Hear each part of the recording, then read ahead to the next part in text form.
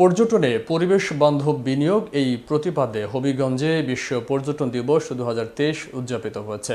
দিবসটি উপলক্ষে জেলা প্রশাসনের নিমতলা থেকে এক র্যালি বের হয়ে শহর প্রদক্ষিণ করে একই স্থানে এসে শেষ হয়। পরে জেলা প্রশাসনের সম্মেলন কক্ষে এক আলোচনা সভা অনুষ্ঠিত হয়। জেলা প্রশাসক দেবীচন্দ্র এতে প্রধান অতিথি হিসেবে উপস্থিত ছিলেন। সভায় বাংলাদেশকে পর্যটনের অপার সম্ভাবনার দেশ হিসেবে উল্লেখ করেন বক্তারা। এ সময় উন্নয়নের মাঝে জেলা পরিষদের প্রধান নির্বাহী কর্মকর্তা মোহাম্মদ নুরুল ইসলাম, অতিরিক্ত জেলা প্রশাসক আবুল মনসুর, বন বিভাগের এসিএফ তারেক রহমান বক্তব্য দেন।